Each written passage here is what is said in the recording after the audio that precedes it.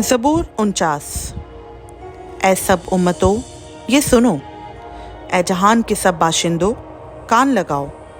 क्या अदना, क्या आला, क्या अमीर, क्या फ़कीर, मेरे मुँह से हिकमत की बातें निकलेंगी और मेरे दिल का ख़याल पुरखिर्द होगा।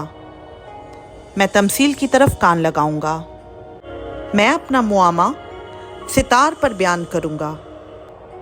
मैं मुसीबत के दिनों में क्यों डरूं, जब मेरा ताक़ुब करने वाली बदी मुझे घेरे हो। जो अपनी दौलत पर भरोसा रखते और अपने माल की कसरत पर फ़ख्र करते हैं, उनमें से कोई किसी तरह अपने भाई का फ़िदिया नहीं दे सकता, ना खुदा को उसका मुआवजा दे सकता है, क्योंकि उनकी जान का फ़िदिया गिरा बहा है।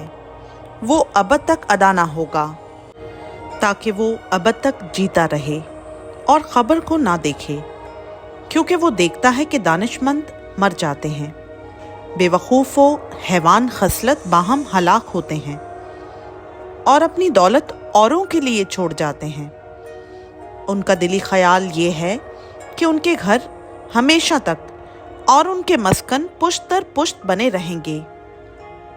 वो अपनी ज़मीन अपने ही नाम से नामज़द करते हैं, पर इंसान इज़्ज़त की हालत में कायम नहीं रहता। वो जानवरों की मानिंद है जो फना हो जाते हैं। उनका ये तरीक़ उनकी हमाकत है, तो भी उनके बाद लोग उनकी बातों को पसंद करते हैं। वो गोया पाताल का रेवट ठहराए गए हैं। मौत उनकी पासबान होगी। दयानतदार सुब को उन पर मुसल्लत होगा और उनका हुस्न पाताल का लुक़मा होकर बेठिकाना होगा।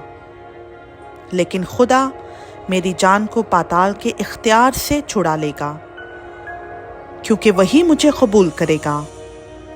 जब कोई मालदार हो जाए, जब उसके घर की हशमत बढ़े, तो तू खौफ ना कर, क्योंकि वो मरकर कुछ साथ ना ले जाएगा। उसकी हशमत उसके साथ ना जाएगी।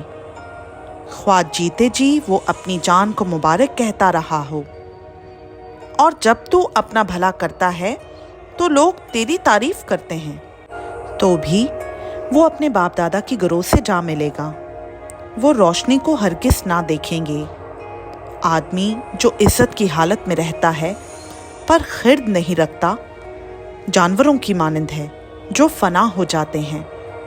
खुदा उनका पाक कलाम का पढ़ा, सुना, समझा और कबूल किया जाना हम सबों के लिए बाइस बरकत हो। आमीन।